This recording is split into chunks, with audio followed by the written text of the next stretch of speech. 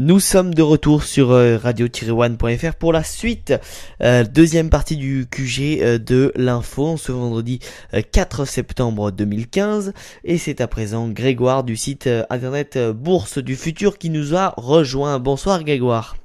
Oui, bonsoir. Alors, si certains ne vous connaissent pas ici à Radio One, eh bien vous êtes voilà le Monsieur Bourse de Radio One, actif également sur Twitter avec le nom de Bourse du Futur pour tous vos conseils boursiers. C'est cela. Alors on va donc revenir avec vous tous les vendredis soirs sur l'actu bourse de la semaine et on commence tout de suite. Merci. Alors, le taux de chômage a fortement baissé en Italie en juillet. Selon les données préliminaires de l'Institut national de la statistique, le taux est ainsi passé de 12,5% à 12%. Ons Capital a investi 9 millions d'euros dans la société Bimedia, l'un des leaders français dans les solutions logicielles pour les commerces de proximité. La célèbre marque Carrefour annonce que son partenaire, le groupe Label Vie, a ouvert le 27 août 2015 son 6e hypermarché et le premier à Casablanca au Maroc.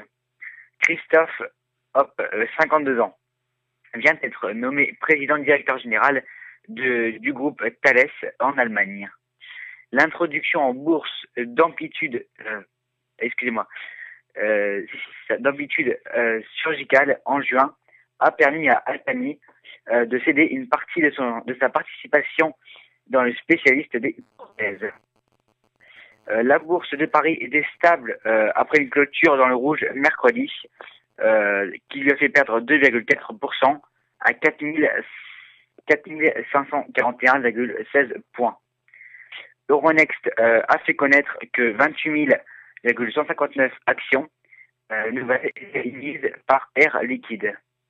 Au-delà de la dégradation et de l'avis du Goldman Sachs sur la valeur, Kering demeure pénalisé par la détérioration de l'environnement en Chine et par les incertitudes pesant sur la marque Gucci. Par ailleurs, le titre Cooper Company a chuté de 6% Wall Street une fois ses résultats du troisième trimestre. Et pour finir, donc ça a été vaguement dit sur à peu près tous les médias économiques cette semaine. Un Chinois, le deuxième plus riche de Chine, a perdu 13 milliards d'euros en très précisément 23 minutes à cause des actions qu'il possédait lui-même dans sa société, qui, à cause d'un énorme acheteur, ont fait chuter les cours. Voilà.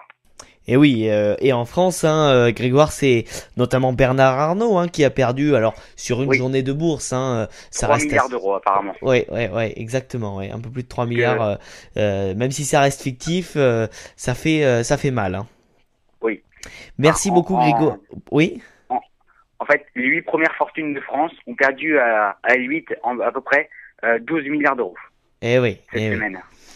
C'est énorme, effectivement, c'est absolument énorme. Et Bernard Arnault, pendant une bonne journée, n'a plus été première fortune de France.